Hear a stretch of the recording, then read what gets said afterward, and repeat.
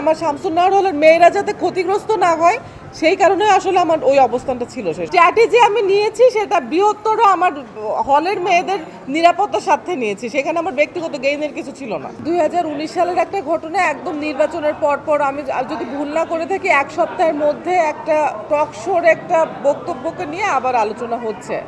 তো দেখেন, আপনারা সবাই জানেন যে আমি একদম স্বতন্ত্রভাবে ওই সময় নির্বাচন করেছি, ছাত্রলীগকে ফুল প্যানেল সহ হারিয়ে এসেছিলাম এবং সেই সময় কিন্তু আমার একটা স্বতন্ত্র অবস্থানে ক্যাম্পাসে টিকে থাকার একটা ব্যাপার ছিল।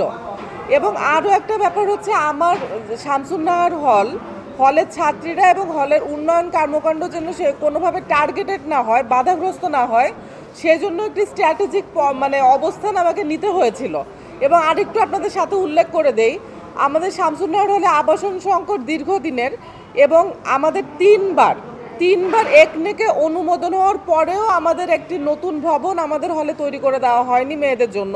তো আমার সংকটের জায়গাটা যদি আপনারা একটু বিবেচনায় করেন, তো সেই সময় যদি আমার মনে হয়েছে যে আমি যদি বেশি রিজিড অবস্থানে চলে যাই আমি হলের জন্য কাজ করতে পারবো না। তো এই কারণে আমার স্ট্র্যাটেজি তখন ছিল।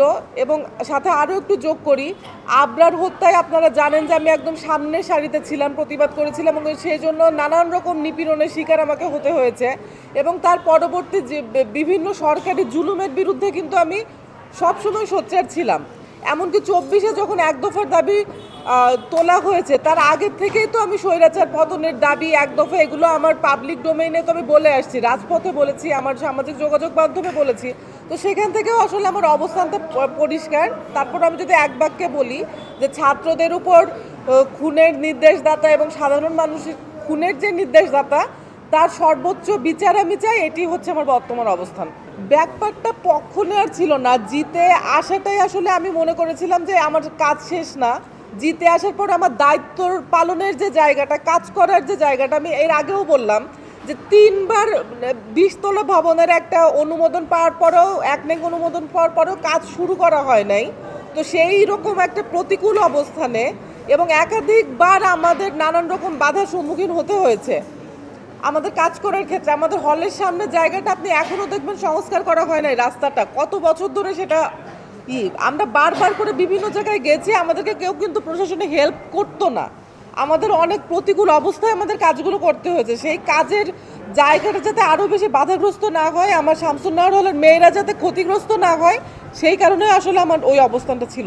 আসলে যদি মেরুদণ্ড সোজা রাখার প্রশ্ন, বা যদি হচ্ছে আমার যারা ভোটার ছিল বা যারা সেই সময় আমাকে সমর্থন করতেন, যদি তারা ধরেন যে ক্ষুব্ধ হতেন বা তারা আমার স্ট্র্যাটেজিটা না বুঝতেন, তাহলে তো ওই 19 সালের প্রশ্ন আপনাদের 7 বছর পরে 25 সালে এসে করা লাগতো না। এবং স্পেসিফিক্যালি 25 সালের যেদিন আমি নির্বাচনের প্যানেল ঘোষণা দিলাম তারপর পরেই জিনিসটা আনা হতো না। 1 নম্বর আমি একটু বলি, শেষ করি। আরেকটা ব্যাপার হচ্ছে আমার অ্যাক্টিভিজম আপনি দেখেন না, আমার অ্যাক্টিভিজমের কোন জায়গাটায় আমি আসলে আপোষ করেছি, বা আমার এই আপোষহীনতার জন্যই তো আমি আজকে আপনাদের সামনে এসে কথা বলছি। তো আসলে ধরেন যে আমি মেরুদণ্ড সোজা রেখেছি কিনা বা আমি প্রতিবাদ করেছি কিনা সব কিছু পাবলিক ডোমেইনে আছে। তারপরও যদি আমার কাছে ব্যক্তিগতভাবে প্রশ্ন করা হয় আমি বলবো যে আমি আপোষ করিনি। স্ট্র্যাটেজি আমি নিয়েছি সেটা বৃহত্তর আমার হলের মেয়েদের নিরাপত্তার স্বার্থে নিয়েছি, সেখানে আমার ব্যক্তিগত গেইনের কিছু ছিল না।